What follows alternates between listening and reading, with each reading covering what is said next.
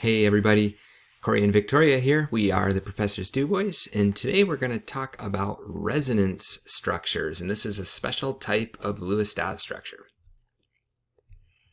All right, so I want you to pause the video and try to draw the best Lewis structure that you can for the carbonate ion. So if you have no idea what I'm talking about, please go back to our previous videos and learn the basic steps of drawing a Lewis dot structure.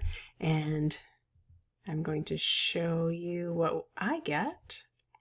When I follow the steps, this is what I get, and I've included the formal charges, which we learned in the last video, and we want the formal charges to be as close to zero as possible, and all of the formal charges will add up to the charge on this ion, which is -2. So we have two formal charges that are -1, and this looks great. So that's the best formal charges we can get.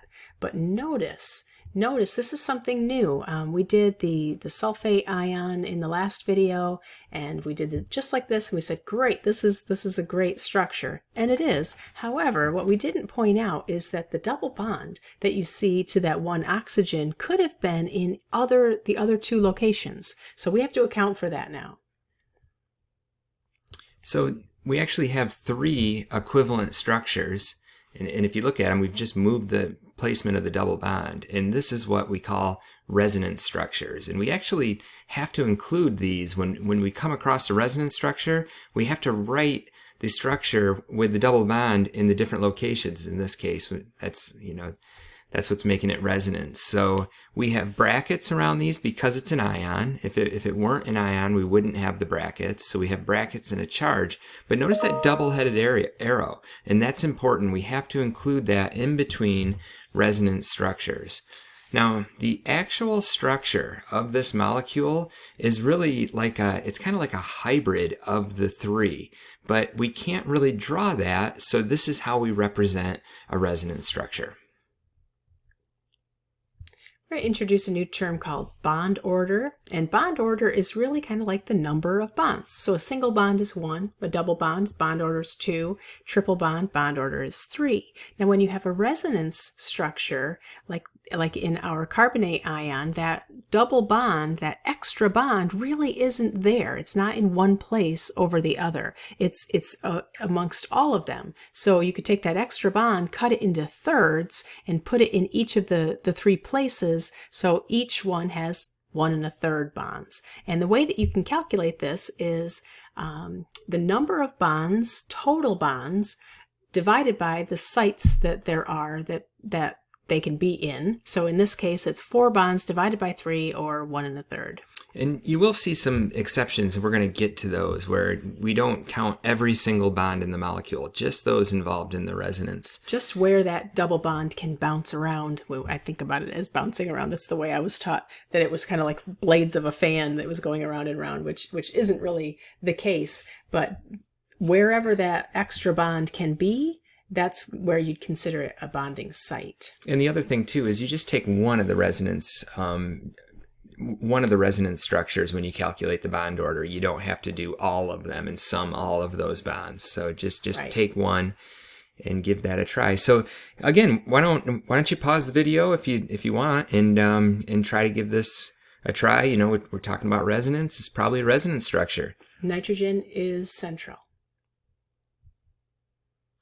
Okay, so if you followed your rules for drawing a Lewis structure, you probably came up with something like this. And we do have formal charges that are not zero. We have one that's a positive one right next to one that's a negative one. And when we see that, we want to at least attempt to make a double bond, because that would reduce both to 0. We can't do that because nitrogen is our central atom, and nitrogen is in period 2, and nitrogen cannot expand its octet. So this is the best we can do.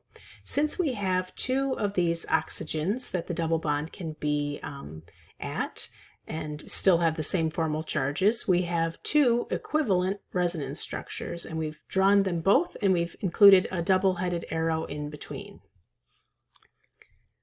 So you can see here, we could also put a double bond on the chlorine. Now, we'd said in the past as a general rule that terminal halogens only form single bonds, but if we were just getting crazy with resonance, we could write this with the double bond.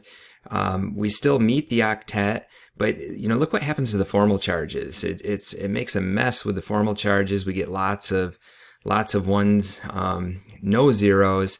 Certainly not going to be the best Lewis structure in this case. So we call this a non-equivalent. It's not equivalent to the ones up above where we're double bonded to the oxygen, and we usually don't write these. We can calculate bond order for this as well. So we would say that the nitrogen-chlorine bond order is 1. So that's just a single bond. But the nitrogen-oxygen bond order, we have 3 bonds across 2 sites. So this is 1.5. So we have 1.5 in both places, and that's our 3 bonds. Again, pause if you want to give this a try. We're gonna show you how to do this, but we are talking about resonance structures, so I would expect to see that.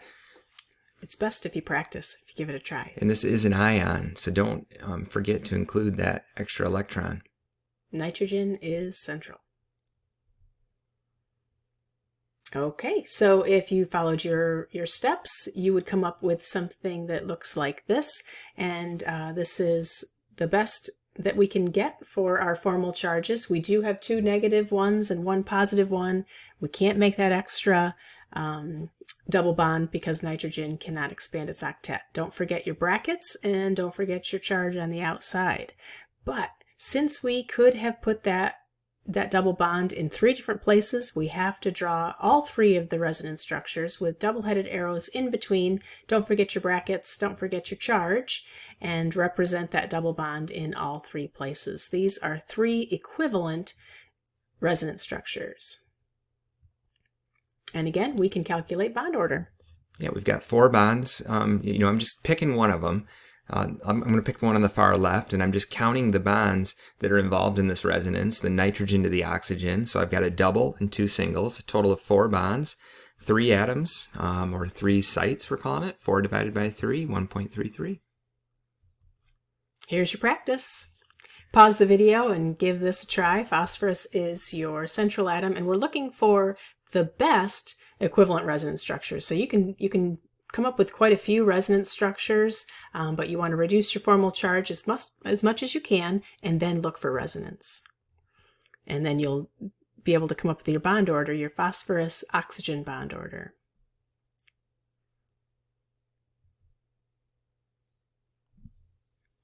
Okay, here's your answers. You want to talk about this? I think we should talk about formal charges here. So we do have a 3- charge on this, so we're gonna have 3 negatives. There's no way around that. But if you look here, I'm just gonna look at the top upper left one. The 3 single bonded oxygens are all -1. Oxygen has a very high electronegativity, so that's not surprising.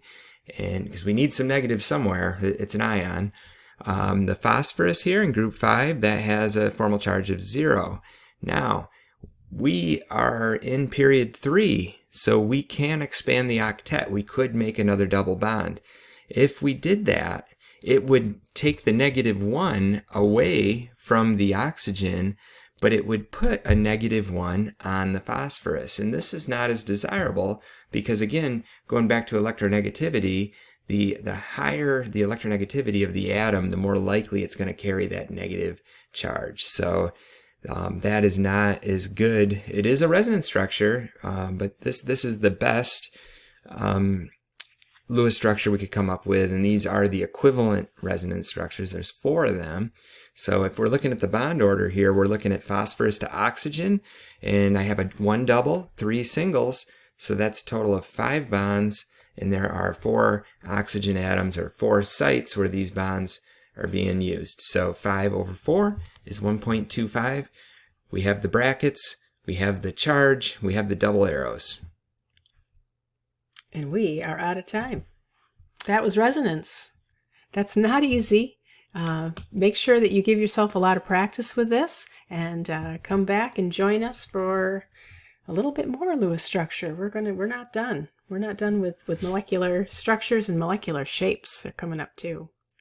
Have a great day, and thanks for joining the Professor's Du Bois.